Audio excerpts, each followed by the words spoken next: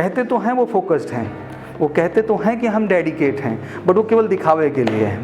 और है भी तो कुछ मिनट का, कुछ घंटे, जैसे सौरभ सर चार्ज करके भेजे तो 1-2 घंटे तक सीरियस रहे, अच्छा पढ़ना है यार, मतलब ऐसा नहीं बनना है। फिर 2 घंटे बाद कोई प्रयोजन मिला, अच्छा वहाँ घूमने चलना है, कोई बात नहीं, कल से पढ़ेंगे। हाँ, 120 से नीचे का तो कट ऑफ नहीं जाएगा, तो आपका भी एजेंडा 130 से नीचे का होना ही नहीं चाहिए। इसमें सब कुछ फिक्स है, आपको क्लियर है कि आपको किसी भी कीमत पर कुछ भी करके जीके पार्ट में 45 से नीचे नहीं रखना है। अगर वहाँ इससे नीचे जा रहा है तो आपके ऊपर रिस्क फैक्टर चल रहे हैं। बीइंग ए गर्ल, शायद आप ये बात अभी समझ पाते हो, बच्चा नहीं समझ पाते हो, आप बहुत बड़ा फेथ फैक्टर हो।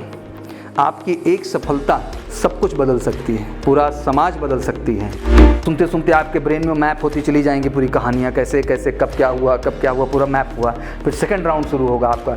अब इस बार जब सुनेंगे तो सुन सुन के आपको रिवाइज मारता रहेगा और आपका नोट्स बनता क्या होगा बच्चा, चला। Major Culture Classes online courses for all defense exams. Recorded lecture, e-notes, daily live classes, online test. अब online पढ़ेगा तभी तो फौजी बनेगा India. Download the MKC Learning app and fulfill your dreams. अगर हम MNS की भी बात कर रहे हैं तो टेक्निकली ऑफलाइन हम इसको बिल्कुल लाइक नहीं कर रहे। हम चाहते थे हमेशा ये सिस्टम क्या होना चाहिए, ऑनलाइन होना चाहिए। और टेक्निकली ये भी मैं चाहता था कि एग्ज़ाम अप्रैल में हो, बिकॉज बच्चों का जो है, जैसे कि आप लोग को अपीयरिंग अपॉर्चुनिटी दी जा रही नहीं दी जा रही है। अब अपीयरिंग का मतलब क्या है? अपीयरिंग का मतलब यही है कि सर बच्चा एटलीस्ट बोर्ड का पूरा सिलेबस तो ख़त्म कर लें, बच्चा एटलीस्ट बोर्ड का एग्ज़ाम तो दे ले, तब तो मेंटली क्या होगा, बच्चा रिलैक्स होगा और इजीली एग्जाम में जाके क्या कर सकता है, अपीयर कर सकता है। तो अभी आप इस तरह से सोचिए तो पार्टिसिपेशन लेवल क्या हो गया, बिकॉज नीट का एग्ज़ाम कब है, मई में आना है। तो अप्रैल एक ऐसा डेट हो गया कि हर बच्चा जो है निकल के वो क्या कर दे रहा है, इसके लिए अप्लाई कर दे रहा है। तो पार्टिसिपेशन काफ़ी बढ़ा है। जैसे मैं 2-3 सालों के अंदर देख रहा हूँ, जब तक अवेयरनेस नहीं थी इस चीज़ को लेकर के तो लोग उतना ज़्यादा निकल के नहीं आते थे, बट अवेयरनेस आते ही हमारे देश में भीड़ क्या होती है, तेज़ी के साथ लग जाती है। तो ये समझना बहुत ज़रूरी है कि अब पार्टिसिपेशन बहुत हैवी है सर, और टैलेंटेड लोग आ रहे हैं क्योंकि उनको करियर सिक्योर दिखता है, और everybody need career secure, you know, because अभी तो कहते ठीक है हम नीट की प्रिपरेशन करते हैं, हम डॉक्टर के प्रोफेशन में जाना चाहते हैं, बहुत सारी फैमिली अफोर्ड करने के लायक नहीं, क्योंकि अब एक्सपेंसिव हो चुका है, गवर्नमेंट सीट्स लिमिटेड हैं, प्राइवेट कॉलेजेस हर आदमी अफोर्ड नहीं कर सकता है। उसके बाद सिक्योरिटी लेवल भी बहुत डाउन है, बिकॉज इट्स नॉट इम्पॉर्टेंट कि आपने कर ही लिया तो आपको गवर्नमेंट जॉब मिली जा रही है, आपको प्राइवेट में भी प्रैक्टिस करनी पड़ सकती है। और प्राइवेट की प्रैक्टिस इतनी आसान जर्नी नहीं है, क्योंकि ऐसा नहीं कि MBBS कंप्लीट कर लिया तो आपकी डॉक्टरी चल पड़ी। ये पूरा 10 साल का प्रोसीजर है, मतलब 10 साल तक आपका दिन रात का एफर्ट और कमाल का हुनर। आपको फेमस आप हो जाएं तभी चलेंगे, क्योंकि आप एक शहर का एनालिसिस करो तो आपको समझ में आएगा, जो एक डॉक्टर फेमस है पिछले 10 साल से वही दुकान चलाए पड़ा है।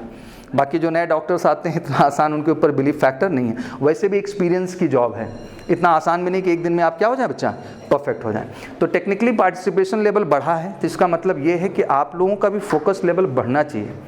और हर महीने जो लीगली आप यूनिट टेस्ट पार्टिसिपेट करेंगे वो दिखा देगा कि आखिर आप अच्छा कर रहे हैं कि नहीं, चाहे वो आपका केमिस्ट्री का पार्ट बायो के साथ जुड़ा हो, चाहे फिजिक्स का पार्ट जुड़ा हो, पैरेलल आपकी पूरी इंग्लिश हो, या आपका जीके का पार्ट हो।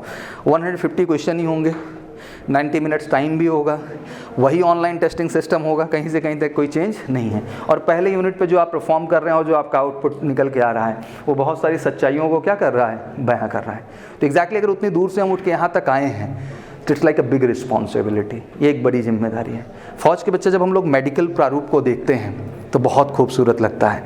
शायद अभी आप ये बात नहीं समझ पाते हैं, फौज की हर डिपार्टमेंट को बहुत खूबसूरती से बनाया गया।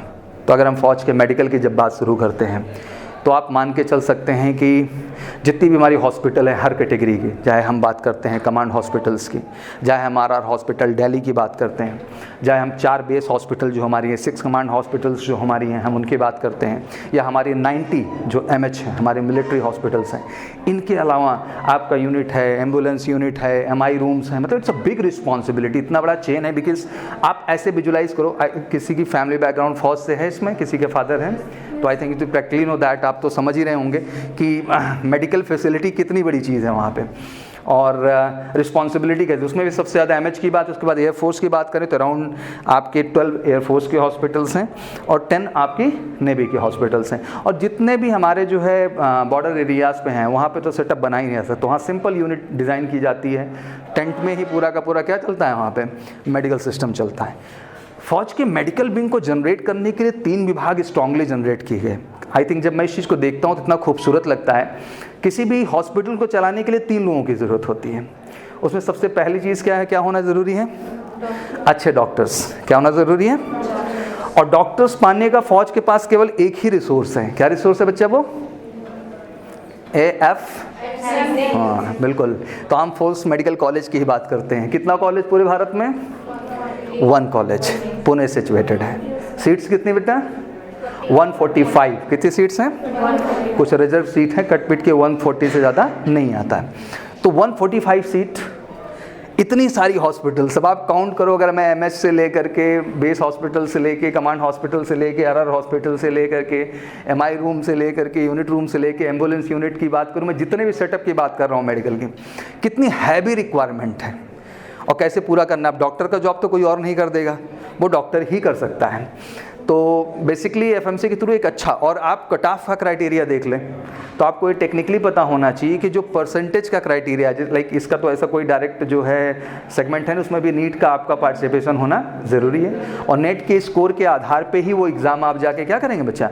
एक्चुअली FMC में मैंने एक कंप्लीट वीडियो लिया है, आपको कभी टाइम मिले तो यू शुड सी दैट। मैंने उसमें पूरे जो है सेगमेंट को डिफाइन किया, कोई भी चीज़ उसमें छोड़ा नहीं है, और आपको देखना चाहिए, बहुत अच्छा लगेगा आपके जी, आपके जो है करियर से जुड़ी हुई चीज़ है वो, ठीक है ना।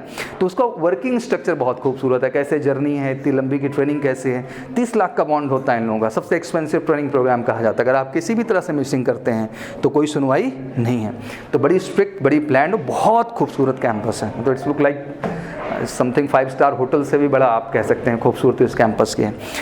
जहाँ डॉक्टर्स की फुलफिल इस तरीके से करते हैं, तो वैसे ही DG FMC मतलब हमारा डायरेक्ट जनरल मेडिकल कोर जो फौज का हमारा है, वो डायरेक्ट वैकेंसीज भी निकालता है शॉर्ट सर्विस कमीशन के अंतर्गत, ठीक है ना, जिसमें हमारे जो MBBS कैंडिडेट होते हैं, क्योंकि डेंटल का हमारे यहाँ कोई स्पेसिफिक वर्जन नहीं, इवन हम मास्टर डिग्री कराते हैं MBBS, मतलब डॉक्टर्स में हम MBBS का भी कराते हैं, दैट मीन पैरेलली हम कराते हैं जितने हमारे डेंटल कोर वाले हैं, इनका भी मास्टर डिग्री वहाँ पे होता है, बड़ी लिमिटेड सीट होती है। लेकिन टेक्निकली हमारा डेंटल कोर का कोई भी कॉलेज फौज के पास नहीं है। तो ये सब कैसे एंट्री भरी जाती हैं, इनको डायरेक्ट से short service commission DG FMC release करती है। तो जो करते रहे, इसलिए आप ज़्यादातर देखेंगे तो टिल मेजर रैंक तक मैक्सिमम रिटायर हो जाते हैं। हाँ वैसा नहीं, उसमें भी अच्छे जो परफॉर्मेंस करते हैं, वो क्रेडिबिलिटी मेंटेन करते हैं, तो 5-5 साल करके उनकी ड्यूटी क्या की जाती है, बढ़ाई जाती है। बट मैंने देखा है कि ज़्यादातर लोग चालाक होते हैं, 5 साल फौज का टैग लगा तो कहते हैं अब चलो बाहर ही चलते हैं, फौज तो हमने जी ही ली, अब हम प्राइवेट प्रैक्टिस भी करेंगे तो हमारा मार्केट क्या चलेगा, अच्छा चलेगा, और आके अच्छा करते हैं आउटसाइड। मैंने देखा जैसे कि जिस तरह से फौज में मेडिकल, दैट मीन मैं ये समझा रहा हूँ, ऑब्वियसली पहले नीट का भी एग्जाम कहीं ना कहीं आपके टारगेट्स में होता होगा, आप लोग देते ही होंगे, ऐसी बात नहीं है। तो कितना टफ स्कोर है, कितना स्कोर है पता है आपको? 600। अब आप समझिए कि लाइक टॉप मोस्ट कैंडिडेट चुनते हैं, उनके अलावा नहीं, और इंटरव्यू प्रोस्पेक्ट भी जुड़ा है, तो हर चीज़ की मार्किंग के आधार पे वहाँ पहुँचते हैं। मैं कभी कभी सोचता हूँ कि कितने क्रीम बच्चे जाते होंगे वहाँ पे, इतना आसानी। और गर्ल्स के लिए तो थोड़ा कम है, लड़कों के लिए परसेंटेज का क्राइटेरिया क्या कर दिया गया है, गर्ल्स के लिए ज़्यादा, लड़कों के लिए तो हाँ टेक्निकली ये भी मैंने देखा कि गर्ल्स के लिए जो है ज़्यादा रखा गया है, बॉयज़ के लिए क्या रखा गया है, कम रखा गया है। तो जैसे मैंने बताया इस चीज़ का स्ट्रक्चर है, वैसे एक मेडिकल इंडस्ट्री को रन करने की दूसरी सबसे बड़ी चीज़ हो जाती है, और वो क्या कहलाता है आपका, नर्सिंग। क्या कहलाता है? अब नर्सिंग भी कैटेगराइजेशन 2 तरह का है। एक तो नॉन कमीशन कैटेगरी है जो कि आर्मी स्पेशली एंट्री करती है, जिसको आप कह सकते हैं कि आर्मी की स्पेशल नर्सिंग एंट्री होती है, but that is only mail entry. वो केवल क्या है, मेल की एंट्री होती है। इन द सेम वे जो है फीमेल एंट्री की जो बनाई गई तरीके, वो कमीशन के लिए बनाए गए, that is all about MNS, military nursing services. और तीनों कमेटी अलग हैं, एक तरफ आपके डॉक्टर्स हो गए, एक तरफ आपका पूरा MNS हो गया, मतलब मिलिट्री नर्सिंग सर्विसेज वाले हो गए, और तीसरी तरफ पूरा जो है AMC वाले बैठ जाते हैं आकर के, मतलब आर्म मेडिकल्स जो हमारा कॉप्स है वो पूरा का पूरा, उनकी भी डायरेक्ट ही एंट्री होती है। हमारे 2 जो कॉलेजेस हैं लखनऊ में आमने ही सामने, डेंटल कॉलेज और आर्मी मेडिकल कॉलेज, दोनों आमने ही सामने हैं। तो वहाँ पे एक इंटरनल वैकेंसी आती है, जितनी भी नॉन कमीशन कैटेगरीज हमारे बच्चे नर्सिंग वाले गए रहते हैं, इनको भी अपॉर्चुनिटी मिलती है कमीशन में जाने के लिए, ठीक है ना। तो कमीशन में जो जाने की एंट्री इनके पास होती है वो बहुत बढ़िया होता है। वो तीसरे जो पार्ट वहाँ चुने जाते हैं वो स्पेशली एडमिनिस्ट्रेशन के लिए आते हैं। किसके लिए आते हैं? क्योंकि दोनों बढ़ गए। डॉक्टर एडमिनिस्ट्रेशन में तो रहेगा नहीं, नर्सिंग स्टाफ एडमिनिस्ट्रेशन में तो रहेगा नहीं, तो आखिर मेंटेनेंस एंड एडमिनिस्ट्रेशन वहाँ का कौन देखेगा? तो उसके लिए स्पेशल एंट्री क्या बनाएगी? एएमसी नॉन टेक्निकल एंट्री बनाएगी, जो कि स्पेशली इसके लिए चुनाव किया जाता है। तब जाके इतनी खूबसूरती सी चीज़ें चल पाती हैं। तीनों की अथॉरिटी अलग है, आपका इतना वजूद है वहाँ पे सिस्टम में। मैंने देखा कि even CEO is coming from the doctor background, ठीक है, वो डॉक्टर ही सीईओ होगा वहाँ का, बट आपसे डायरेक्ट इंटरेक्शन का अधिकार उनको नहीं होता। आपकी अलग से प्रिंसिपल होती है वहाँ पे, मतलब आपके जो हेड वहाँ पे कहलाते हैं, दैट्स कॉल्ड प्रिंसिपल। तो आप लोगों का जो है अलग ही है, that mean see maintain equal position like a CEO, और वही डायरेक्ट अथॉरिटी होती है किसी भी तरह को चीज़ों को बताने के लिए, कहने के लिए और हैंडल करने के लिए। तो बड़ा खूबसूरत स्ट्रक्चर है जो वर्किंग का है, जो सिस्टम है। तो अगर इतनी अच्छी जगह में तय करना है इतनी छोटी सी एज में, you know, for the commission की डिग्री, तो एफर्ट्स एंड फोकस तो लगाना पड़ेगा, ठीक है ना, और वो आपके बेहतर रिजल्ट्स ही लाएंगे। हाँ, क्या और बेहतरीकरण हो सकता है, क्या हम अच्छा कर सकते हैं, ऑब्वियसली हम भी लगातार लगें। और आप इसलिए बहुत चिंतित होने का विषय नहीं है, क्योंकि ऑब्वियसली आपके पास फिर से फोकस जनवरी फरवरी मार्च, मुझे जहाँ तक पता है कि अप्रैल का सेकंड संडे जो आपका होगा वही शेड्यूल एग्जाम का क्या कर देंगे, इस बार डन कर देंगे। इस बार कोई डिले विले आना है नहीं, ठीक है ना। तब तक कोरोना क्या हो जाएगा। बड़ा चिंतित है, हम लोग कन्विंस करने की कोशिश कर रहे हैं। अच्छा, भीड़ भी तब लगती है, इस कोर्स में एक माइंडसेट भी है। कभी कभी कुछ कोर्सेज को जो है, जैसे लाइक आप भी इस कैंपस में हो, तो यू फील दैट कि जो अदर कोर्सेज हैं उनमें जो स्कोप कंपनी के पास होता है, ज़्यादा होता है। जैसे लाइक फॉर एग्जांपल एयरफोर्स की बात करें तो ऑलमोस्ट 500 एबव कैंडिडेट्स, कितने एबव? 500 सेलेक्टेड कैंडिडेट भी have, selected in sense phase 1, ठीक है ना। एंड फेज 2 में हम कमिटेड हैं कि हमारे 95% बच्चे सेलेक्ट हो जाएंगे, नॉट 90%, हम टॉकिंग 95%। 5% वो महानालायक होंगे जो इसमें क्या होंगे, फेल होंगे, मतलब that all are going to get selection, वो सारे के सारे क्या होने जा रहे हैं, सफल। तो वहाँ से स्कोप भी कंपनी का क्या होता है, बढ़ता है। बट हाँ, ऑब्वियसली जब हम कमीशंस की बात करते हैं तो वहाँ पे कहीं ना कहीं ग्राफ थोड़ा सा गिरने लगता है। अब इसका रीज़न ये नहीं होता है कि हम चाहते हैं कि कमीशन पे जाके ग्राफ गिर जाए। Even individual we are trying hard, we are focusing hard. अभी हाल फिलहाल मैंने एक इंटरव्यू लिया, one candidate from Prayagraj only, मतलब इलाहाबाद से था, one basically from the Bihar, Chapra Bihar का बच्चा था। तो शायद आप लोगों ने इंटरव्यू देखा कि नहीं देखा। तो I took interview and listen, why I am showing these interview to you. मैं इन इंटरव्यूज़ को लेता क्यों हूँ, आपको दिखाता क्यों हूँ। I just want to make you realise कि लाइक आप भी जिस चीज़ के लिए जा रहे हो, दैट्स ट्रू कि आपका एसएसबी नहीं है, बट ऐसा नहीं कि आप कोई हल्की कॉम्पिटिशन से गुजर रहे हैं। आपका ये स्टेज भी उतना इंपॉर्टेंट है, और कल का जो पीआई राउंड हो रहा है वो भी आपके लिए इतना हल्का नहीं है। कितने लोग सेलेक्ट हुए थे इस बार रिटर्न में, आप बताएं? 660। कितने सेलेक्ट हुए टोटल? 660। और फाइनली कितने का होना है? तो कितने परसेंट कट गए वहाँ जाके? अराउंड 70% के आसपास कट गए। आप समझ रहे हैं, 30% के आसपास क्या हो रहा है, बच्चा सेलेक्ट हो रहे हैं। कहाँ सब बाहर किए गए? नॉट ओनली मेडिकल बच्चा, इट्स कम्प्लीटली पीआई। मेडिकल तो उसके बाद का स्टेप है, हम उसकी बात ही नहीं कर रहे हैं। बट अमूमन किस स्टेज पे बाहर हो गए? पीआई राउंड से ही बाहर हो गए, क्योंकि उसका भी अपना एक महत्व है।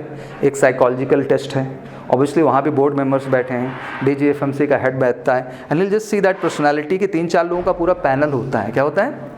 They put question related to medical, you know, they put psychological question in front of you, like you are psychologically able to handle the situation which come to you, because ऐसा भी नहीं है कि आप इतनी बड़ी एंट्री के लिए जा रहे हैं, आपसे बेसिक फर्स्ट एड कंडीशंस पूछा या जेन्युइन सिचुएशन रिएक्शंस आपसे पूछे, आप जवाब नहीं दे पा रहे हैं। तो ऐसा नहीं कि आप बहुत काबिल हो गए उसका काइंड से, मतलब वो सेंस ऑफ मैच्योरिटी आपसे एक्सपेक्ट की जाती है जब आप वहाँ पे जा रहे होते, बिकॉज अगर आप साइकोलॉजिकली उतने स्ट्रांग नहीं हैं तब भी चीज़ें क्या है, गड़बड़ हैं। तो वो तो अपना पॉइंट ऑफ व्यू रखेंगे, वो आपसे पूछेंगे।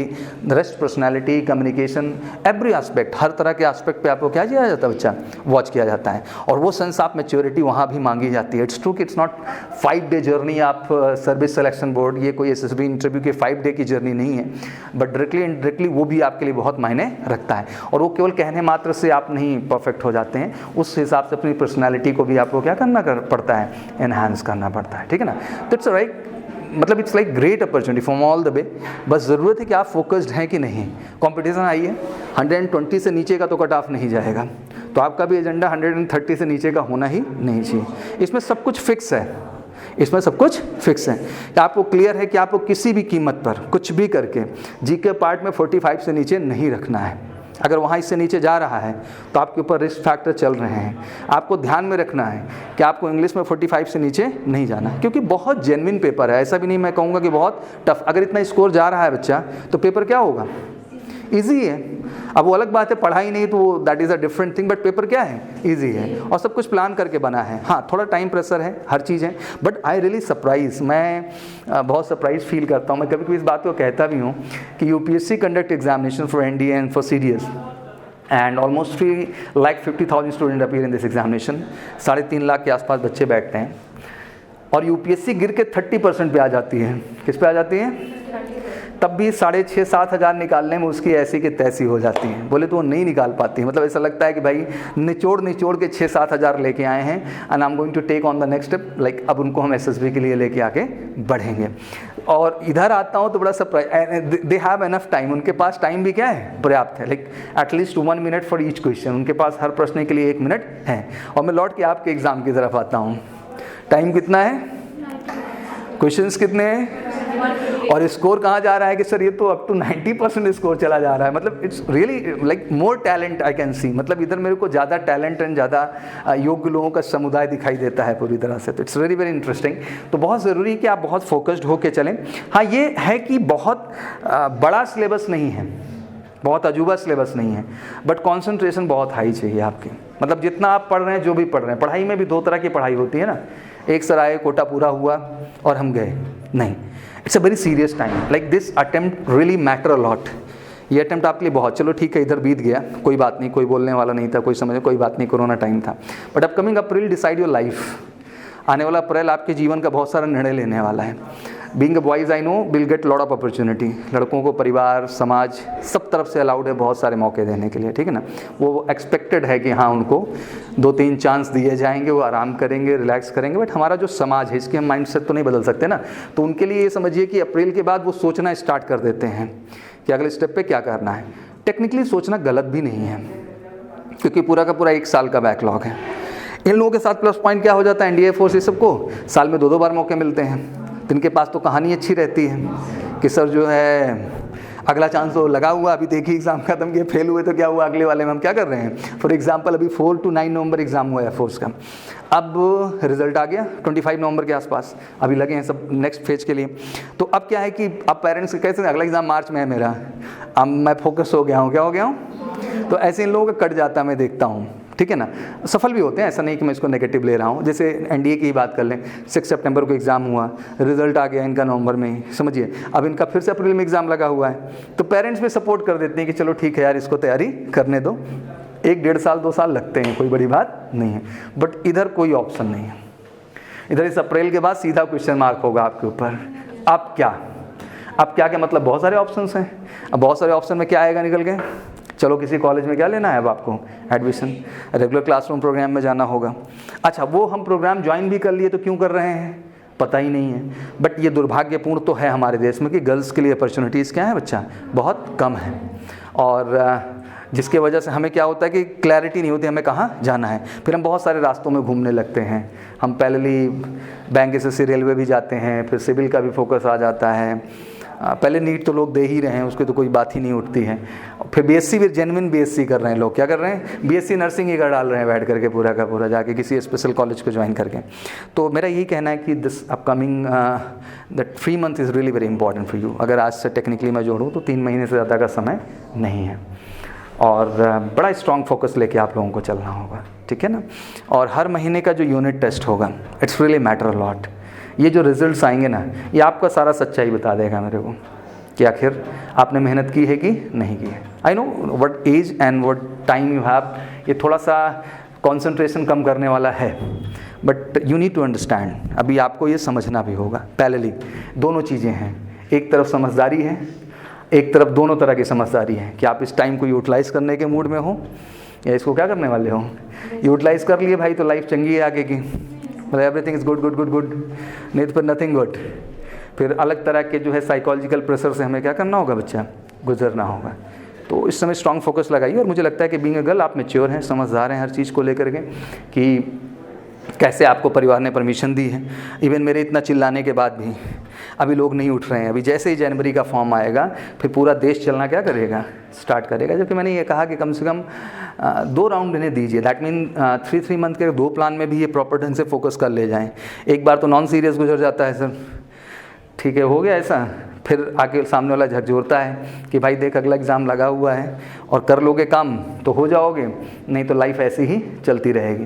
तो इट्स वेरी इंपॉर्टेंट कि मैं इतना रिक्वेस्ट कर रहा था, इसलिए मैंने 21 सितंबर से ही बोलना स्टार्ट कर दिया कि प्लीज़ भेजिए। बट पेरेंट्स का वही है कि अभी थोड़ा सा कोरोना दिवस क्या है चल रहा है। वैसे बहुत ज़िद्दी आदमी हूँ मैं। We are the first organization in India, हमने पहला ऑर्गेनाइजेशन है हम इंडिया का जिसने स्टार्ट किया इस चीज़ को। That time obviously we don't have a permission with the CM, DM and PM, 3 ही लोग परमिशन देते हैं ना इस देश में। पहले स्टार्टिंग में when the situation started the PM come to give the decision कि भाई आगे क्या क्या होना है, तो PM ने कहा मेरा काम नहीं है, अब साला तुम लोग देख लो अपना। Then he given the decision to CM, फिर CM आते थे, he took the decisions कि क्या करना है कैसे करना है। CM का साला हम भी थक गए, अब एक काम करो DM को दे दो, भाई तू अपने हिसाब से देख ले कि कैसे जिले को चलाना है। अब तो DM भी नहीं बोलता, वो कहता है जिसको जैसे देखना है वैसे देख लो, अपनी सुरक्षा अपने। वैसे भी प्रधानमंत्री ने कह दिया कि आत्मनिर्भर बनो, तो आत्मनिर्भर का असल मतलब यही है कि आप सब अपने अपनी जिम्मेदारी अपने हाथ में ले लो, अच्छे से खाइए, फिट रहिए, अच्छे से एक्सरसाइज करिए, एक्टिव रहिए, सब कोरोना क्या हो जाएगा, साइड हो जाएगा, वो चिंता का विषय नहीं है। एंड थैंक यू कि पूरा देश भरोसा किया जब मैंने स्टेटमेंट दिया। मुझे तो ऐसा लग रहा था भरोसा किया कि सब फ्रस्ट्रेट बैठे हुए थे, पहले उठा के फेंक दिए बच्चों को मेरे पास कि ले जाओ सर आप जो है देखो, मतलब आई वाज सरप्राइज्ड, बट जो भी हो फेंका है तब भी ठीक है और भरोसा किया तब भी क्या है, मेरे लिए दोनों पॉइंट ठीक है, मैं दोनों से नाराज़ नहीं हूँ।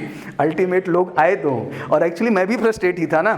लाइक होता क्या कि आप का इतना बड़ा कैंपस होता है तो आप उसी कैंपस में आते हो और साइलेंट रहती हैं चीज़ें, तो अंदर से क्या लगता है, बहुत बुरा लगता है। कोई भी चीज़ है ना, वो बागवानी है, अगर उसमें फूल ही ना हो तो फिर किसी काम का नहीं है। तो कैंपस ऐसे होता है कि अगर बच्चे नहीं होते तो ऐसा लगता है कि कुछ है ही नहीं यहाँ पे, बिना मतलब का जो है सब बैठे हुए हैं। इवन हम ऑफिशियली काम कर रहे हैं 20 अप्रैल से, एंड फॉर गॉड प्रॉमिस हमारे यहाँ आज तक कोरोना नहीं हुआ, और हुआ भी तो हमने वार्निंग दे दी थी, अगर हुआ भी तो सांस लेने की ज़रूरत नहीं है, घर पे आराम करना, बढ़िया से पैरासीटामॉल खाना, बढ़िया से काढ़ा पीना, 3-4 दिन में क्या हो जाओगे फिट। क्योंकि अगर तुमने साले हल्ला मचाया तो तुमको उठा के ले जाएंगे वहाँ, ना कोरोना का लिए पैरासीटामॉल मिलेगा ना काढ़ा मिलेगा, तुम्हारा दिमाग कर देंगे ठिकाने, क्योंकि होम आइसोलेशन का ऑप्शन तो है ही हमारे पास। तो लकली हम लोग 20 अप्रैल से लेके अभी तक चले आए, ठीक ना। तो ये सब ईश्वर की भी कृपा थी और मजबूत इच्छा शक्ति थी। ये सोचा था कि हमारे यहाँ कोरोना बिल्कुल नहीं हो गया, माता जी बैठ रही थी ना हमेशा, तो ये डिसाइडेड था कि इधर कोरोना बिल्कुल नहीं होना है, कुछ भी हो जाए, और लकली वो चीज़ें नहीं हुई।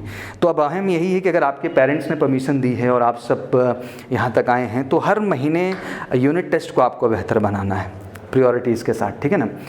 B are working hard. बहुत जल्द आपके लिए हम इंग्लिश की एक बुक और लाने वाले हैं, ये बुक जो है वो है, और हफ्ते से 10 दिन के अंदर हमारी वो बुक रिलीज़ हो जाएगी, and that is the perfect material for you. वो जो हम लोगों ने काम किया है वो एकदम अप टू द मार्क है आपके लिए।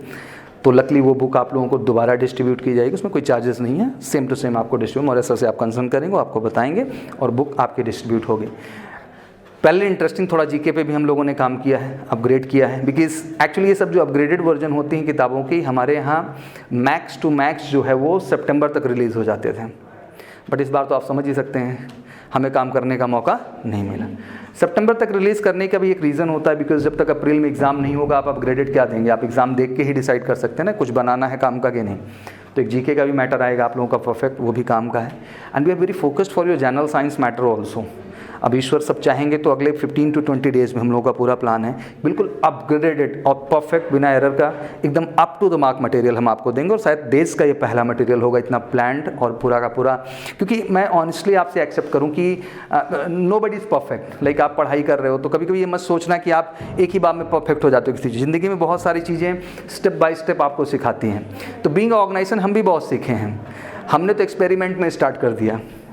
अब एक्सपेरिमेंट में कोई चीज़ स्टार्ट हुई तो ऐसा नहीं ना स्टार्ट होती है सब कुछ परफेक्ट हो गया। फॉर एग्जांपल गवर्नमेंट ने जीएसटी लागू कर दी, तब ऐसा नहीं कि जीएसटी लागू करते ही सब कुछ क्या हो गया परफेक्ट। बार बार मीटिंग हुई, संशोधन हुए, अपग्रेडेशन हुए, तो ये पार्ट है, ये सब चीज़ें क्या है बच्चा होती रहती हैं। तो कहने का मतलब यही है कि अब हम भी काफ़ी कुछ काम कर पाए हैं, हम भी काफ़ी कुछ समझ पाए। जैसे फॉर एग्जाम्पल 660 कैंडिडेट क्वालिफाई किए इस बार, बट पीआई के लिए हम रीच नहीं कर पाए।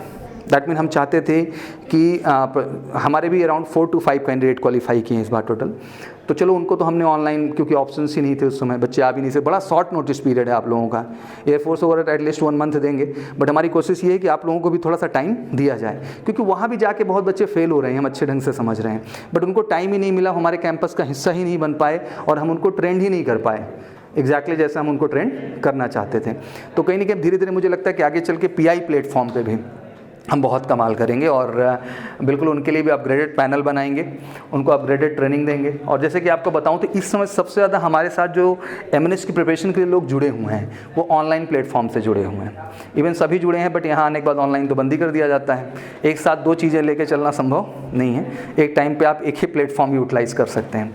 बट अभी ऑनलाइन चल रहा है, बट बच्चे वही लगातार कह रहे हैं सर घर से परमिशन नहीं मिल रही है, थोड़ा फॉर्म आ जाए तो हम लोग ताकत लगा दें, फिर हमको ये कैसे रोक पाएंगे। तो फॉर्म आने का एक बड़ा बेसिक इंतज़ार इस समय बच्चों का चल रहा है।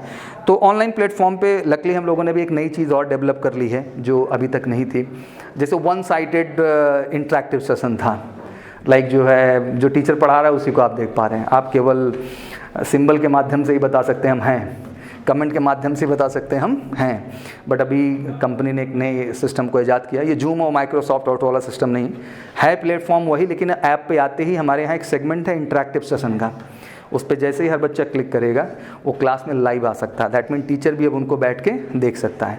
इसका बहुत ज़्यादा फ़ायदा इस तरह की क्लासेस में तो नहीं होगा, लेकिन इसका सबसे ज़्यादा फ़ायदा होगा जो ऑनलाइन बच्चे एसएसबी की प्रिपरेशन करते हैं, जो बच्चे ऑनलाइन कम्युनिकेशन क्लासेस से जुड़े हुए हैं, जो बच्चे ऑनलाइन जो है GDSRT के प्रिपरेशन में हमारे साथ जुड़े हुए हैं। तो एटलीस्ट अब हम उनको बैठ के GD करा सकते हैं, बिकॉज अब हमें वो दिखाई देंगे, अभी तक वो दिखाई नहीं देंगे। इसलिए हम आज तक ऑनलाइन प्लेटफॉर्म पे आए नहीं है ऐप पे। हमने कहा 1 साइडेड का क्या फ़ायदा है, आमने सामने जिस दिन सिस्टम कर देगी कंपनी, फिर I just come and interact with everyone on the online platform and obviously guide them to do better, कैसे उनको लाइफ में बेहतर करना और किस तरह से चीज़ों को अच्छा करना। तो बच्चे यही अहम है कि like we are very focused, और ऑनेस्टली मैं एक्सेप्ट करता हूँ कि बहुत सारी चीज़ें मटेरियल के पॉइंट ऑफ व्यू से हमने सुधारी है और प्राउडली हम आपके सामने बहुत जल्द लेके आने वाले हैं। वो आपको बहुत मदद करेगा, एक ऐसा कह लीजिए कि परफेक्ट मैटर जो आपको रियल में हेल्प करेगा, वो क्वेश्चंस आपको देगा जो क्वेश्चंस कल को आपको रियली मदद करने वाले हैं। और ये भी हम केस स्टडी करके ही कर पाए हैं, क्योंकि जब तक हम भी 1-2 एग्ज़ाम नहीं देखेंगे, जैसे आप एग्ज़ाम दे के आएंगे तो लाजमी सी बात है आपसे इंटरेक्शन, क्योंकि पेपर बाहर नहीं आता है, उसमें डायलॉग मारने का कोई फ़ायदा नहीं है। बट 2-4 इतने बहादुर बच्चे होते हैं कि वो पेपर दे के आते हैं, उनसे 50 क्वेश्चन पूछ लो, वो इतने कैपेबल हैं, लिख देंगे बैठ के कि सर ये। अब लिखने का मतलब पूरा क्वेश्चन नहीं, थोड़ा सा आइडिया भी मिल जाता है, तो हमें पैटर्न पता चल जाता है कि भाई इस कॉन्सेप्ट पे, इस सब टॉपिक पे इस तरह के क्वेश्चन क्या हो रहे हैं, बन रहे हैं। तो एग्जैक्टली हम उसी पे मेहनत करना स्टार्ट कर देते हैं। तो बहुत ज़रूरी कि आप लोग भी थोड़ा फोकस्ड अप्रोच लें, क्योंकि जो टेक्निकली मैं आपका रिजल्ट देख रहा था बड़ा सरप्राइजिंग था। मुझे लगा एग्ज़ाम आप नहीं देख रहे थे, मतलब ऐसे चिल मार रहे थे, बिल्कुल जो भी आ रहा है मार दो, लेफ्ट तो किया ही नहीं। नेगेटिव मार्किंग जैसी चीज़ें भी कोई मायने रखती हैं, और अगर अभी से ही ऑनेस्ट एक्सेप्टेंस आपके अंदर नहीं है तो आगे कैसे आप बेहतर हो पाएंगे। ऑनेस्ट एक्सेप्टेंस क्या है चीज़ों को लेकर के, कि एटलीस्ट जो है जो आता है सर वही करेंगे, जो नहीं आता नहीं करेंगे। आप तो ये मानने को तैयार ही नहीं कि आपको क्या नहीं आता है। भाई ये भी मानो ना क्या नहीं आता है, मानोगे तभी सुधार होगा ना। हमारे में क्या प्रॉब्लम है, बच्चा एग्ज़ाम दे के आ रहा है, कैसे हुआ पेपर, सर ठीक हुआ है, मतलब कितना ठीक हुआ, सर ठीक ही हुआ है, हो जाएगा देखते हैं, सब बढ़िया था सर एकदम ठीक ठाक, कोई दिक्कत नहीं है। अभी रिजल्ट आ गया, क्या हुआ, नहीं आया, क्यों नहीं आया, पेपर ठीक नहीं था सर इस बार का, हाँ दे डिड सम मिस्टेक, तभी कुछ समझ में आया क्या दिक्कत है, देखते हैं सर आगे भी क्या हो सकता है। तो ये जो एटीट्यूड है ना, लेट इट गो, ये बहुत गंदा एटीट्यूड है। और आपको बताऊं तो 90% ऑडियंस का यही हाल है। तो 90% जो हमारे प्रिपरेशन करने वाले बच्चे हैं वो केवल इसको कहते तो हैं वो फोकस्ड हैं, वो कहते तो हैं कि हम डेडिकेट हैं, बट वो केवल दिखावे के लिए है। और है भी तो कुछ मिनट का, कुछ घंटे, जैसे सौरभ सर चार्ज करके भेजे तो 1-2 घंटे तक सीरियस रहे, अच्छा पढ़ना यार, मतलब ऐसा नहीं बना। फिर 2 घंटे बाद कोई प्रयोजन मिला, अच्छा वहाँ घूमने चलना है, कोई बात नहीं कल से पढ़ेंगे। हाँ, तो ये जो एज है इट्स वेरी डाइवर्टिंग, ठीक है ना। होता है, हम भी आपकी उम्र में थे तो ऑब्वियसली ये होता था कि डेली कुछ ना कुछ एक्स्ट्रा प्लान बने रहते थे कि आज ये करना है, आज वो करना है। पढ़ाई केवल हमारे प्लानिंग में थी, एग्जीक्यूशन तो हम केवल फन मस्ती और घूमने टहलने का करते थे। बट ये संतोष भी देना था, समाज को मुंह दिखाना था, तो हम रोज़ प्लानिंग करते थे, दिखावा करते थे, बट ये कुछ टाइम के लिए क्या, 1 महीने बाद इस चीज़ से घृणा होने लगी। ये लगा कि ज़िंदगी का ये एम तो नहीं है, आखिर हमको किस बात पर रिस्पेक्ट मिलेगा, आखिर हम कितना भरोसा लेके आए हैं लोगों का। बीइंग ए गर्ल, शायद आप ये बात अभी समझ पाते हो, बच्चा नहीं समझ पाते हो, आप बहुत बड़ा फेथ फैक्टर हो।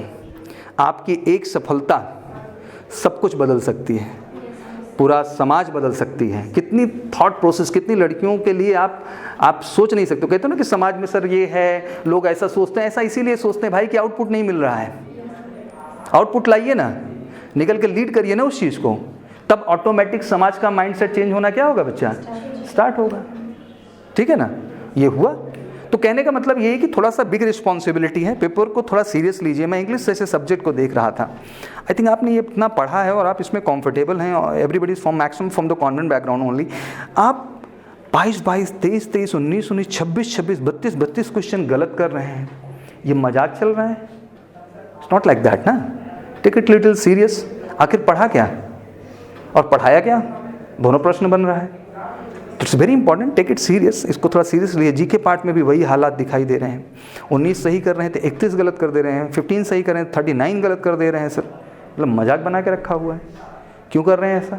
और ये करने का मतलब आप सीधा मैसेज मुझे क्या दे रहे हैं, हमें फ़र्क नहीं पड़ता सर, हमें फ़र्क नहीं पड़ता। हमने ये सोच लिया कि हमने अपना ड्यूटी डन कर दिया। दुख होना चाहिए आपको। और एक बात बता दूं, अगर हर महीने 130 से नीचे स्कोर आ रहे हैं यूनिट टेस्ट में, तो आप समझ लीजिएगा अप्रैल में कोई चमत्कार होने वाला नहीं। अगर इस भ्रम में आप जी रहे हैं और ये कोई टैग लाइन है कि मेजर कलसी ज्वाइन कर लेने से सिलेक्शन हो जाएगा, तो ऐसा कहीं लिखा नहीं है। सिलेक्शन सब कुछ आपके हाथ में। टीचर आपको बच्चा गाइड कर सकता है, वो आपको समझा सकता है, और कुछ कर लेगा क्या वो? अल्टीमेट प्रैक्टिस, किसी कॉन्सेप्ट को समझना, किसी चीज़ पर मेहनत करना, उसको विजुलाइज करना, it's all in your hand. I want to tell you something honestly कि एक टाइम था, एक एज था जब हम पढ़ाई करते थे किसी भी चीज़ को लेके, तो केवल पढ़ लेते थे और ये हमेशा डिपेंडेंसी शो करते थे कि हाँ सामने वाला समझा देगा। हमने खुद कभी समझने का कोशिश ही नहीं किया किसी चीज़ को। शायद अगर ज़िंदगी में 1-2 बार फेल हुआ तो वही सबसे बड़ा कारण था। बट वन डे ये समझ में आ गया कि अगर ये रूल है तो मेरे को ही समझना है, इसमें किसी से कोई मतलब नहीं। अगर जी के पार्ट में हिस्ट्री चल रही है तो इस हिस्ट्री को मुझे ही जीना पड़ेगा, मेरे को ही विजुलाइज करना पड़ेगा, तभी मेरे अंदर क्षमता आएगी। कल को किसी भी तरह का क्वेश्चन उस पर्टिकुलर कॉन्सेप्ट पे आएगा तो हम उसको आंसर करने में क्या होंगे, कैपेबल। कोई ये तो नहीं कह सकता ना कि जो क्वेश्चन है वही आ जाएंगे। अल्टीमेट आपका क्या अच्छा होना चाहिए, कॉन्सेप्ट, और उसको जीना पड़ता है। For example I am telling, like आपका इंग्लिश का एक टॉपिक स्टार्ट होने वाला है क्लास के अंदर। फॉर एग्जाम्पल आप अगले दिन जो पढ़ाई करने जा रहे हैं और आपके सामने जो इंग्लिश सब्जेक्ट का टॉपिक है कि आज आपको मान लीजिए फॉर एग्जांपल नाउन पढ़ना है। क्या पढ़ना है? नाउन। तो अब 2 तरीके होते हैं पढ़ने के। एक तरीका क्या होता है बच्चा कि ठीक है आ गए क्लास में बैठ गए, सर शुरू हो गए, हाँ सर रूल समझ में आ रहा है, रूल भी समझ में आ रहा है, लिखते भी चल रहे हैं, रूल्स लिखते जा रहे हैं, एग्जाम्पल समझ गए। इस ब्रेन की एक बड़ी गंदी आदत है, समझ बड़ी जल्दी लेता है और भूल भी उतने जल्दी आता है। दोनों काबिलियत इसके अंदर है। तो ये समझने और भूलने की प्रक्रिया तब होती है जब किसी चीज़ को आप दिल से नहीं समझते हो। आप समझ रहे हो? आपको ये केवल लगता है कि आप केवल ब्रेन यूटिलाइज करके किसी चीज़ को अपने अंदर समा लेंगे, तो ऐसा संभव नहीं है। इमोशन की भी अपनी एक वैल्यू होती है लाइफ में। किसी चीज़ से कनेक्ट होना पड़ता है, किसी भी चीज़ को जीना पड़ता है। फॉर एग्जाम्पल आप किसी एक्टर को देखते हो तो 2 तरह से होते हैं। एक होते हैं जो उस रोल को जी लेते हैं और आपको फील होता है वाकई में आदमी क्या कर गया, बट वो इतना आसान नहीं होता है, उसके लिए वाकई में उस चीज़ को जीता है। और एक होते हैं कि दिखाई देता है कि साला एक्टिंग कर रहा है। क्या कर रहा है ये? तो इट्स वेरी इंपॉर्टेंट कि पढ़ाई में भी यही लागू होता है कि आप पढ़ाई की एक्टिंग करने इधर आते हैं कि वाकई में पढ़ाई करने आते हैं। 90% तो बेटा एक्टिंग करने आते हैं। क्या करने आते हैं? एक्टिंग क्या है ये भी सुन लो। एक्टिंग बड़ी सिंपल होती है लोगों की। क्लास में आ गए, बैठ गए, इधर काला अक्षर कुछ चल रहा है बढ़िया ढंग से, बाकायदे देख रहे हैं आँखों से। किससे देख रहे हैं? ब्रेन से भी नहीं देखते। क्या नहीं देखते? उन्हें लगता है हम बैठे हैं, चीज़ें चल रही हैं, बगल में बात भी कर ले रहे हैं, मज़ा भी ले रहे हैं, देख भी ले रहे हैं। तो ये जो देखने वाली प्रक्रिया है, आँख, वो कहते हैं ना ये चिप नहीं है आपकी, चिप तो इधर समाई हुई है। आँख तो एक कैमरे का जो है फोकस है, जो क्या करता है, चीज़ों को क्लिक करता है। अल्टीमेट तो चीज़ें कहाँ जाके सेव होंगी, लेकिन वहाँ जाने के लिए बड़ा इंटरेस्ट चाहिए। उस चीज़ को क्या करना पड़ता है, एंजॉय करना पड़ता है। अल्टीमेट आपके लाइफ में कौन सी चीज़ें टिकती हैं, वही चीज़ें टिकती हैं, वही चीज़ें सस्टेन करती हैं। और आपको ये लगता है कि इसके लिए कोई स्पेशल जोन में आना पड़ेगा, कोई स्पेशल सिचुएशन बनेगी, एक दिन ऐसा आएगा सर जब कुछ मिरेकल्स होने लगेंगे और हम बदलने लगेंगे, हम सीखने। तो ऐसा कुछ नहीं है। एवरी डे इज़ मिरेकल, हर दिन कमाल का है। बस यू आर लिविंग इट और नॉट, आप इस चीज़ को जी रहे हैं कि नहीं जी रहे हैं। एक एक टॉपिक पे, अगर नाउन पे आज हमने काम स्टार्ट किया तो हमारा ये जिम्मेदारी बनता है कि हर रूल को हम महसूस कर लें, समझ जाएं। एक्सरसाइज है, असाइनमेंट में होना चाहिए। कोई आपको बताने आए कि आप एक्सरसाइज करो, आपकी एक्सरसाइजेस खुद होनी चाहिए। और उन एक्सरसाइजेस को करके जो डाउट्स हैं आपको खुद क्लियर करके मामला क्या कर देना है, ख़त्म करते चलो।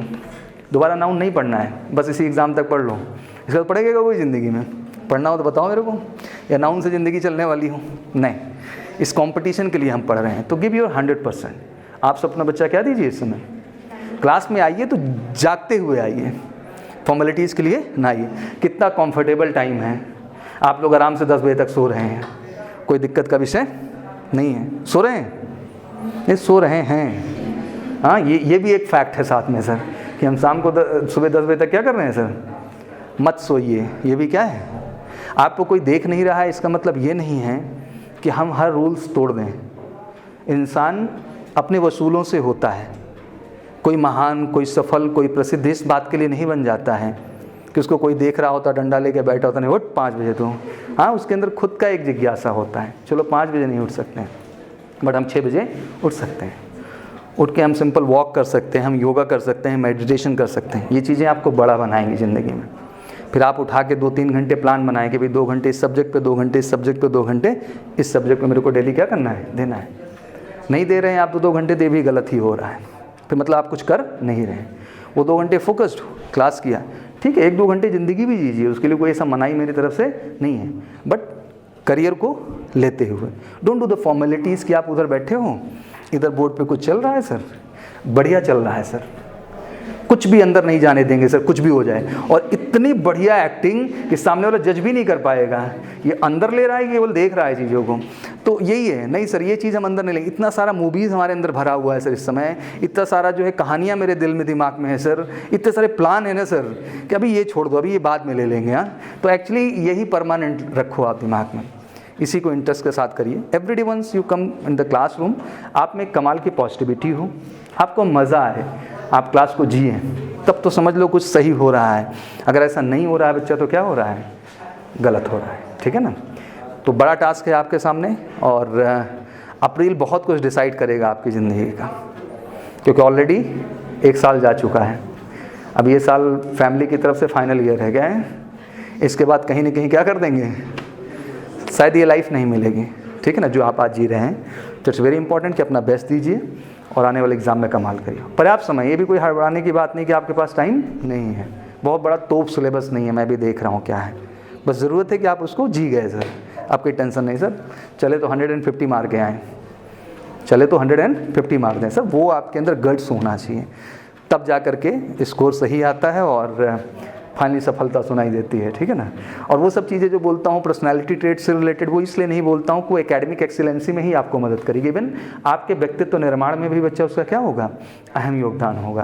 दैट्स वेरी इंपॉर्टेंट कि उस चीज़ पे भी आप काम करें। ठीक है? बाकी मेरी प्रायोरिटी पार्ट पे जो अभी अहम है, कुछ अच्छे मटेरियल्स और हर महीने आपके लीगल टेस्टिंग, जो कि सब कुछ बताएगा मुझे। फिर आप मेरे को कोई भ्रम नहीं दे सकते हो कि नहीं सर अगर इधर 120 से नीचे जा रहा है, टेक्निकली मैं आपको बोल रहा हूँ, तो आप समझ लो कुछ सही नहीं हो रहा है। मैं खुद बोलूँगा कि बैच सर वॉश आउट है, और ये कोई हमारे लिए सरप्राइजिंग नहीं है। बहुत सारी एसएसबी बैचेस हमारे यहाँ आती हैं जिनको देख के हम स्वयं बोलते हैं कि सर ये बैच वॉश आउट हो जाएगा। स्ट्रेट अवे ये बात बोल रहा हूँ, specially technical entry scheme, direct SSB जिनको मिलता है, जो रिटन एग्ज़ाम दे के नहीं आते हैं, तो पूरा का पूरा बैच वॉश आउट होता है। क्यों? नॉन सीरियस, उनको पता ही नहीं क्या करना हो।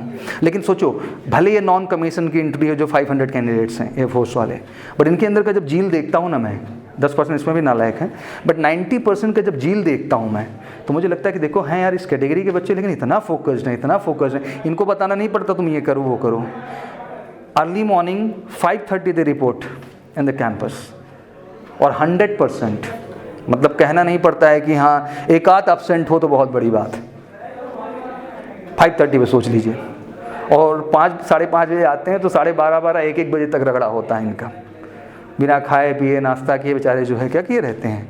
That's the focus. तो यही तो सफलता दिलाती है। सफलता कोई डायलॉग में कही गई चीज़ थोड़ी ना है। That's all reality make them different and perfect from all the prospect. तो थोड़ा सा आप लोगों को भी सोचना है, सीरियस हैं आप लोग, और पूरा समय है। बस एक लक्ष्य होना चाहिए कि जब भी ओपन सेशन में मैं आऊँ तो मेरे सामने कुछ बात करने लायक। आज तो रिजल्ट देख के मेरे हाथ पैर फूल गए एक्चुअली। मैंने कहा ये कुछ लोग तो एटलीस्ट 1 मंथ कंप्लीट किए होंगे इसमें, हाँ, उनका जब ये हालात देखने को मिला तो फिर इससे पता चला क्या पढ़ाई किए हैं। चलिए कुछ प्रश्न आपके भी ले लेते हैं, एकेडमिक्स से रिलेटेड कोई कन्फ्यूज़न हो। वैसे मेरे बोलने के बाद प्रश्न बचता नहीं है, बट इसके बावजूद कुछ प्रश्न हो तो आप पूछ सकते हैं। कोई क्वेश्चंस हैं आपके ब्रेन में कि केवल आज से पढ़ना है सर, बाकी सब बकवास? हाँ, वंस यू जस्ट कहते हैं ना, खुद में हम झांक लें तो फिर सारे प्रश्न और सारी समस्याएं क्या हो जाती है दुनिया से। वंस वी बिकम मैच्योर, हम लोगों पे ब्लेम करना क्या कर देते हैं, बंद कर देते हैं। वंस वी बिकम मैच्योर, हमारे पास समस्याएं क्या हो जाती हैं, फिर हमको सोल्यूशन पता होता है, और सोल्यूशन अल्टीमेट एक ही है कि सर मेहनत करना है। ठीक है, बिल्कुल काम करिए। बायो पे हमें आपकी बहुत चिंता नहीं रहती, आप उसी बैकग्राउंड से आए हैं तो आप उसको अच्छा करेंगे, मुझे पता है अच्छे ढंग से। But GK and English part को अच्छा लेके चलिए ओवरऑल। एंड केमिस्ट्री फिजिक्स भी आपका स्कोरिंग पार्ट हो जाता है एक तरीके से, तो उसे भी आप इग्नोर नहीं करेंगे, ठीक है ना।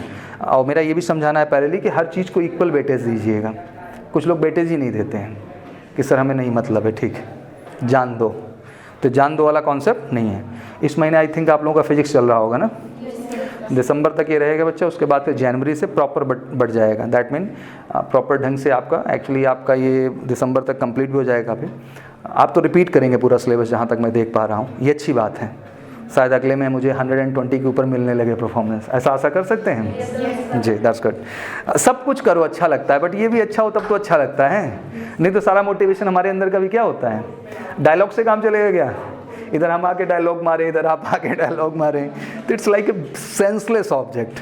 हाँ, वो होता नहीं कि आगे अरे तुम सब सेलेक्ट हो रहे हो, टेंशन लेने की ज़रूरत नहीं है। अरे क्यों टेंशन न ले, रियलिटी क्या है सामने है, तो टेंशन तो लेना पड़ेगा ना, सच्चाई की बात करनी पड़ेगी। तो बिल्कुल जो है ये प्रोजेक्ट बना के चलिए। दिसंबर में हम सिलेबस भी सारे के सारे ला देंगे, आपके अच्छे अच्छे मैटर्स भी हैं, दिसंबर तक ये चीज़ डन कर लेंगे। जनवरी से जो शेड्यूल होगा वो 3 डे केमिस्ट्री हो जाएगा, 3 डे आपका क्या हो जाएगा फिजिक्स, बाकी 3 पीरियड तो आपके रेगुलर रहेंगे ही, जिसमें आपका बायो है, जीके है और क्या है, इंग्लिश है। क्लासेस ठीक चल रही हैं आप लोगों की, कोई दिक्कत तो नहीं आता है। इंग्लिश कौन पढ़ाता है बच्चा आपके यहाँ, कैसा पढ़ाते हैं बेटा, बड़े पढ़ाते हैं, बड़े स्टाइलिश सर हैं हमारे, समझ में आता है सब अच्छे से आपको, तो चलिए गुड। जीके वाले सर कैसा पढ़ाते हैं बेटा, बढ़िया पढ़ाते हैं, समझ आता है, समझ आना बहुत ज़रूरी है। हाँ, बट इतना समझने के साथ साथ मज़ा कम, समझ ज़्यादा आए। हाँ, अब ऐसा नहीं कि सर को समझ में आ रहा है, हमको सर कम समझ में आ रहा है, क्योंकि जीके का परफॉर्मेंस देख के मुझे थोड़ा भी अच्छा नहीं लगा। ऐसा क्या समझा, समझने का मतलब आउटपुट लाइए आप।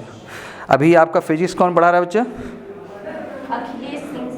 अच्छा अखिलेश सिंह सर हैं, कैसा पढ़ाते हैं बेटा, ये समझ में आता है। तुम लोग इंटरेस्ट नहीं लेते हो क्या फिजिक्स में, 5-6 क्वेश्चन आएगा क्या करना है सर, मतलब ऐसा एटीट्यूड ना कैरी करो।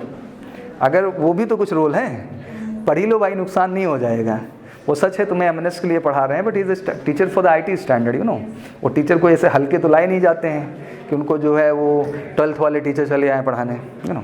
Long experience for the IT and JEE teaching, and then he is in your batch. तो टेक्निकली अगर नीट वगैरह भी दे रहे हैं तो फ़ायदा उठाइए, अगर ये ऑप्शन मिल रहा है तो हर टॉपिक की वो डेप्थ लीजिए, बुराई क्या है, कोई नुकसान तो है नहीं सर। और अपना पैरेलल मेंटेन करके चलिए, ठीक है। केमिस्ट्री वाले सर कैसे पढ़ाए थे, हाँ अनुराग सर, अनुराग सर पढ़ाते थे सर, क्वेश्चन पूछने में बताते नहीं थे। क्या बोलते थे सर, सर वो टाल देते थे। किस लिए डांटते थे, नहीं बात को टाल देते थे। अच्छा हमके डांट देते थे, तो बाद में सुधार हुआ कि नहीं, उनको भी डांट लगाई गई थी, उसके बाद सुधार हुआ कि नहीं हुआ, क्लास में पढ़ाई जब से हम लोगों ने शिकायत की, अच्छा तब से उनको बाहर ही कर दिया गया, मतलब दोबारा शिकायत करने लायक भी नहीं है। चलिए कोई नहीं, इस बार मैं केमिस्ट्री में कोशिश करूँगा कि मैम आए, and she is so good, ma'am अच्छी हैं, वो अच्छा पढ़ाती हैं जी। सर वो इंटरव्यू में बोल रहे थे 70% निकाल देते हैं, 30%। हाँ वो फैक्ट है, सामने है। जो बोल रहे थे मैच्योरिटी जी। सारी चीजें कैसे डेवलप करेंगे? बस ऐसे ही डेवलप होगा जैसे बातें कर रहा हूँ मैं। Look, the sense of maturity and the personality enhancement is not a thing कि आप उसको एक दिन में डेवलप करते हैं। आपका रूटीन, आपका सोचने का तरीका, आपका एटीट्यूड, यही है जो आपकी पर्सनालिटी को क्या करता है, चेंज करता है। उसको हम चाइल्डिश, मैं ऐसा नहीं कहता किसी को चाइल्डिश नहीं होना चाहिए, बट पहली इक्वल मैच्योरिटी भी होनी चाहिए। हमारे दो स्वरूप हमेशा होते हैं, हमें अंदर से बच्चा हो, बट जब परफॉर्मर के तौर पे हम निकल के आएँ तो हमें वो मैच्योरिटी भी क्या होनी चाहिए, झलकनी चाहिए। हमें हर चीज़ की समझ होनी चाहिए।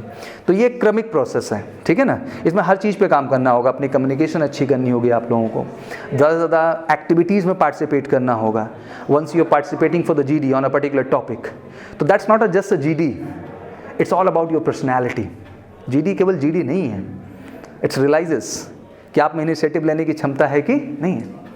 ये बताता है कि आप में ग्रुप इन्फ्लुएंस करने की एबिलिटी है कि नहीं। बीइंग अ लीडर हम क्या चीज़ आप में देखना चाहेंगे, कि you have ability to influence the people और नॉट।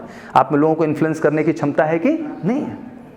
क्या लड़की हैं तो आप इन्फ्लुएंस नहीं कर सकती हैं, you need to create your stand, और and that come with the knowledge. वो किससे आता है, आपका बेहतर पावर ऑफ एक्सप्रेशन है कि नहीं है, on which topic you are putting a topic, opinion, thought.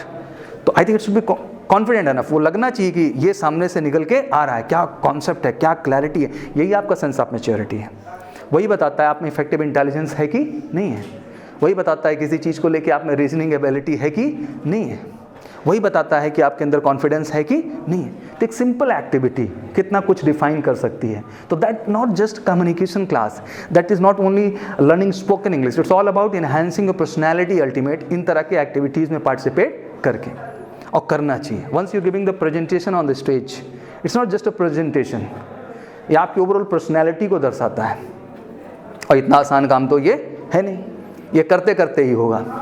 तो ये सब चीज़ें बहुत ज़रूरी थी। ये छोटे छोटे जो एफर्ट्स हैं आप जो करेंगे हर तरह से, once you are participating in interview, तो आपको अपनी चीज़ों को रखने का तरीका, कहने का तरीका, यही तो आपकी पर्सनैलिटी को दर्शाता है बच्चा। तो बहुत ज़रूरी है कि जो बेसिक एक्टिविटीज़ हैं लिखी गई हैं उन पर ट्राई करिए अच्छे ढंग से, यही आपको अच्छा करेंगे, ठीक है ना। ये सडन नहीं डेवलप होगा। जी बच्चा। सर एक चीज़ है कि कॉन्फिडेंस तो रहता है, फिर वो एटीट्यूड भी, वो में दोनों मेंटेन होना चाहिए। जी। ये चीज़ कभी कभी समझ नहीं आती कि कहाँ पे कॉन्फिडेंस ओवर हो गया है। मतलब कभी हम लोग बच्चे रहते हैं जैसे। देखो मैं एक चीज़ मैं आपको समझाता हूँ इस चीज़ को लेके। It's all about the knowledge factor. इसमें अगर कमी आ रही है कि हम सर ओवर कॉन्फिडेंट हो गए या हमारा एटीट्यूड नेगेटिव रूट पे चला गया, sir it's all about the knowledge. किसी भी मुद्दे पे मैं आपको समझाता हूँ, like I am going to talk today about the Indo Pak relationship. There is a two stand, one people will talk about the peace and second people will talk about the war. गलत दोनों नहीं है, piece भी सही है और war भी सही है। अब मसला ये आता है कि आपके पास थॉट प्रोसेस है कि नहीं। अगर आप केवल अपनी ही दुनिया में सोच के बोलेंगे तब फिर आप ओवर कॉन्फिडेंट दिखने लगेंगे, इनमेच्योर दिखने लगेंगे। But once if you going to take the side of peace, अगर आप पीस का साइड ले रहे हैं तो आपको पीस की वजह भी पता होना चाहिए। पीस से क्या सुधार हुए हैं आज तक, पीस से रिलेटेड क्या क्या इनिशिएटिव हमारे देश द्वारा या पाकिस्तान द्वारा लिए गए हैं और उन इनिशिएटिव से क्या क्या फ़ायदा हुआ है। तो अल्टीमेट जब आपके पास कंटेंट हो जाएगा, दैट मीन नॉलेज होगा, तो ऑटोमेटिक आपका जो कॉन्फिडेंस है वो ओवर कॉन्फिडेंस में नहीं जाएगा, वो रियल कॉन्फिडेंस के तौर पे निकल के आएगा। And nobody get impress with you because of over confidence and attitude. And कोई इस बात से नहीं इम्प्रेस होता आप कितना बोल देते हो। कोई भी व्यक्ति इस बात पे इम्प्रेस होता है कि आखिर जो बात आप रख रहे हो उस बात में दम है कि नहीं है, वो बात इन्फॉर्मेटिव है कि नहीं है, कुछ आपसे सीखने लायक मेरे को मिल रहा है कि नहीं मिल रहा है। That's matter of. तो ये बहुत ज़रूरी है कि आप ज़्यादा से ज़्यादा चीज़ों को पढ़ें। इवन आपका तो जीके का पार्ट है, आपको हर करंट सिचुएशन पे आपकी नज़र होना चाहिए और आपका नज़रिया होना चाहिए। और नज़रिया नहीं है, आप इसी देश में रह रहे हैं तो आपका मतलब नहीं है। आज अगर किसान आंदोलन चल रहा है तो आपको इसके प्रोज एंड कॉन्स दोनों क्लियर होने चाहिए। उसका आधार समझना आपकी जिम्मेदारी है। अगर आपको लगता नहीं हम छोटे, हमने ठेका लिया गया इस चीज़ को समझने का, तो ऐसा नहीं चलता है। अगर हम इस देश के नागरिक हैं और इस देश में कुछ भी गलत और सही हो रहा है, फॉर एग्जांपल जैसे मैंने अभी एयरफोर्स वाला एक एग्जांपल रखा, तो उसको लेके बहुत ज़्यादा हड़ताल लोग मचा रहे थे, बच्चों को झूठ मूठ आंदोलन, उसमें भी आंदोलन करने वाला 68% वाला 70%। उससे मैंने पूछा भाई एक बात बताओ, कट ऑफ तो 91 का है, किसी को भी 70,000 बच्चों में निकालना है तो कट ऑफ तो हाई जाएगा ही। चलो माना हम नेक्स्ट राउंड भी बुला लेंगे तो 90 पे आ जाए, तुम क्यों इतना हल्ला मचाए हो? तो उसको समाज में ये प्रूव करना था, ये दिखाना था कि मेरी कोई गलती नहीं है, सारी गलती किसकी है? सिलेक्शन सेंटर की है।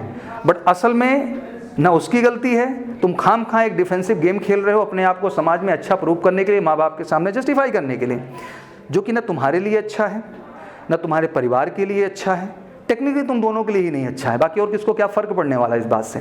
तो मैंने वही वार्न किया कि आपका जनवरी में फॉर्म आ रहा है बेटा, आप इन चीज़ों को लेकर बकवास मत करिए। फिर मैंने उसको पूरा इतिहास समझाया, सब कुछ समझाया, सारी बातें की, तो वो आंदोलन क्या हो गया? ख़त्म हो गया, क्योंकि मैंने उसकी तथ्यपरकता को रखने का कोशिश किया। तो ये बहुत ज़रूरी है कि आप भी हर मुद्दे पे अपने विचार जो है डेवलप करें। ये आपको बहुत मैच्योर बनाएगा, ये आपको सबसे अलग बना देगा कि आपका थॉट प्रोसेस कितना स्ट्रांग है हर बात को लेकर, और यही बड़ा बनाता है इंसान को। और क्या बनाता है?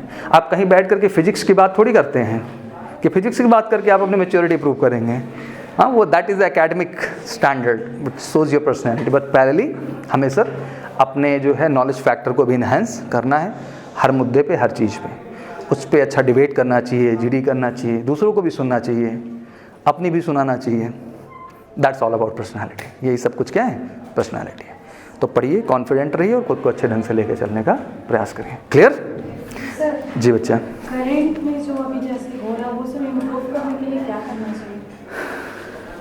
आज के टाइम पे तो मुझे लगता है कि इतने सारे रिसोर्सेज हो गए हैं कि दैट इज़ द बेस्ट। दो तरह से करंट को अपडेट करने का नज़रिया होता है। What's your name?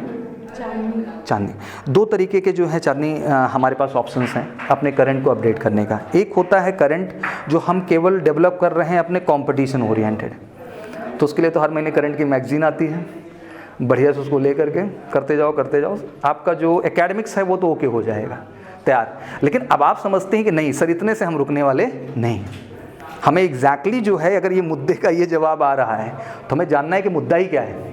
जवाब तो बात की बात है, वो तो हम समझ लेंगे, that's not my problem, but I need to understand every मुद्दा, every current issue. I need to current issue समझने का, तो इसका ये होता है, इसका ये होता है, ऑब्जेक्टिव वर्जन होता है और एक होता है डिस्क्रिप्टिव वर्जन। तो आप कैसा करना चाहते हैं आपका चॉइस होता है। अब ऐसा मैं नहीं कहूँगा ऑब्जेक्टिव वर्जन वाले होते ही नहीं हैं, वो भी रट रट के कर जाते हैं, बट मुझे लगता है कि रटना कोई आसान या अच्छा तरीका नहीं है, बजाय उसके हम थोड़ा सा पढ़ने का कोशिश करते हैं। अब मायने रखता है कि सर सटीक प्लेटफॉर्म्स क्या हैं। पहली बात आप समझने की कोशिश करें जो है जानी जी कि जो हमारे टॉपिक्स हैं बहुत एक्सट्रीम नहीं हैं, बीच बीच में आते हैं। जैसे आज कृषि बिल की बात करें, किसकी बात करें? ऐसा नहीं कि आप ऑनलाइन सर्चिंग में हैं तो कृषि बिल पे लोगों के विचार नहीं आ रहे होंगे, कृषि बिल पे बहुत लोगों ने बोला, लेकिन यूट्यूब पे हमारा ज़्यादा टाइम क्या देखने में जाता है? नया गाना कौन सा आया, ये नई मूवी कौन सा रिलीज़ हो गई है, ये कौन सा वेब सीरीज चल रहा है। टू बी ऑनेस्ट, मतलब एक होता है एक प्लेटफॉर्म का सही यूटिलाइजेशन और एक ही प्लेटफॉर्म का डिस्ट्रैक्शन तो बहुत हैं, बट उनमें भी अगर सही चीज़ को चुन लेना, दैट्स कॉल्ड द इंटेलिजेंस। हाँ, तो मुझे लगता है कि हर मुद्दा जो इस देश में उछलता है उस मुद्दे को बताने वाले भी डिजिटल प्लेटफॉर्म पे बहुत सारे लोग अवेलेबल हैं।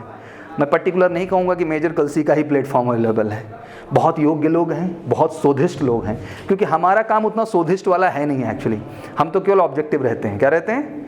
बट जो सिविल ऑर्गेनाइजेशंस हैं, सिविल प्रिपरेशंस की, या जो और अच्छे शोधकर्ता हैं जो इन विचारों पे इन चीज़ों पे लिखते हैं, अच्छा, तो मुझे लगता है कि अगर उनका एक लेक्चर आप देख लें ऑनलाइन बैठ करके और एक बढ़िया नोट्स बना लें तो उससे पूरी ज़िंदगी कोई क्वेश्चन आ जाए ना, आप यूँ जवाब दे के बाहर आ जाएंगे। हिंदी न्यूज़पेपर तो जी यूट्यूब पे वो बताते हैं तो 1 आवर 2 आवर का सेशन होता है। बिल्कुल, बहुत टाइम क्या कर रही हैं आप ज़िंदगी में, कहाँ बिजी हैं आप, बताएं हमें। ये तो यार you feel proud about it कि 2 घंटे कोई बोल रहा है, क्या टिकटॉक चाह रही हैं आप?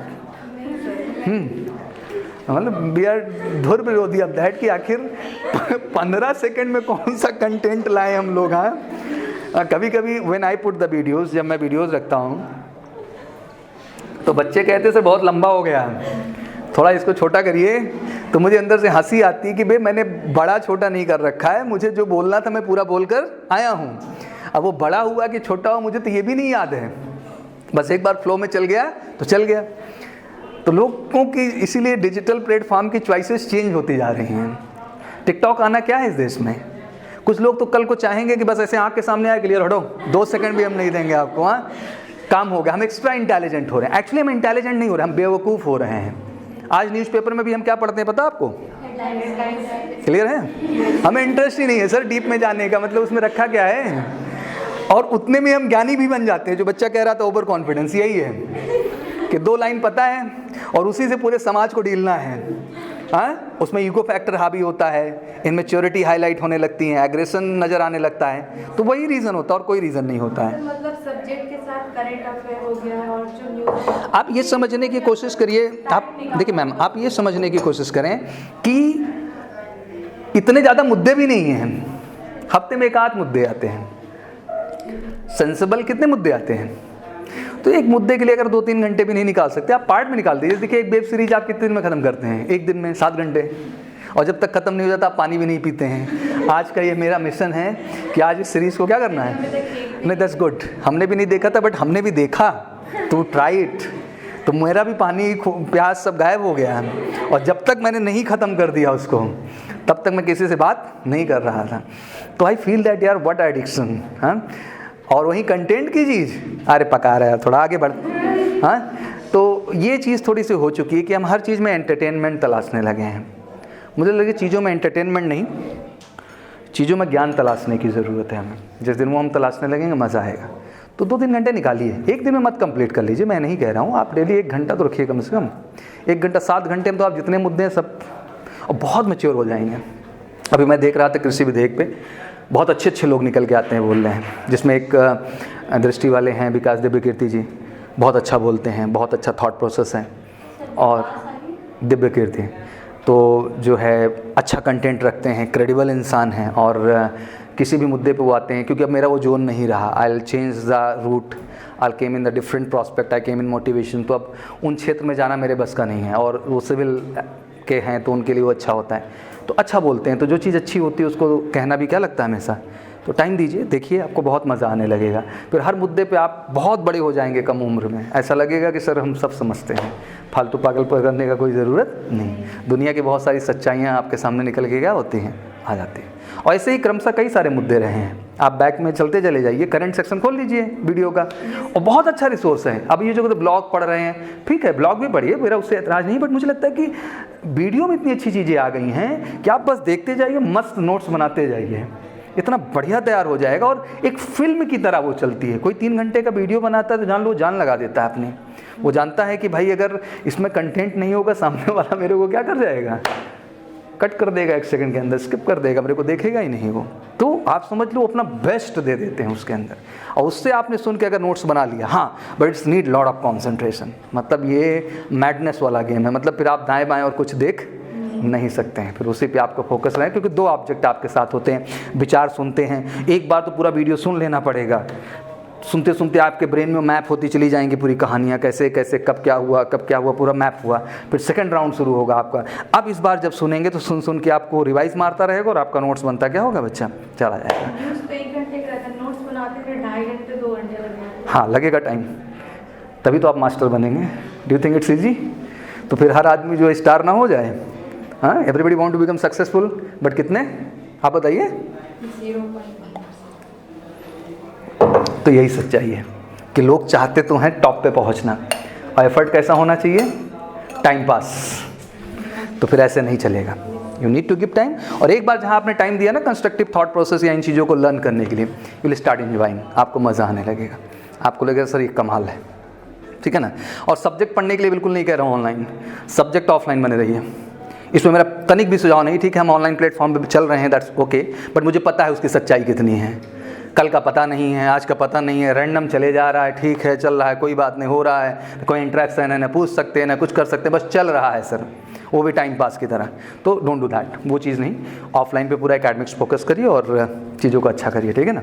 और आपके जो मैं 1 जनवरी का रिजल्ट होगा, इसको अच्छा एक्सपेक्ट करूँगा आप लोगों से। 120 का ग्राफ मेरे को दिखना चाहिए, क्लियर। तो चलिए आप लोगों को लेट हो रहा होगा। Thank you so much and wish you good luck to all. Major Kalshi classes, online courses for all defense exams, recorded lecture, e-notes, daily live classes, online test. अब online पढ़ेगा तभी तो फौजी बनेगा India. Download the MKC Learning app and fulfill your dreams.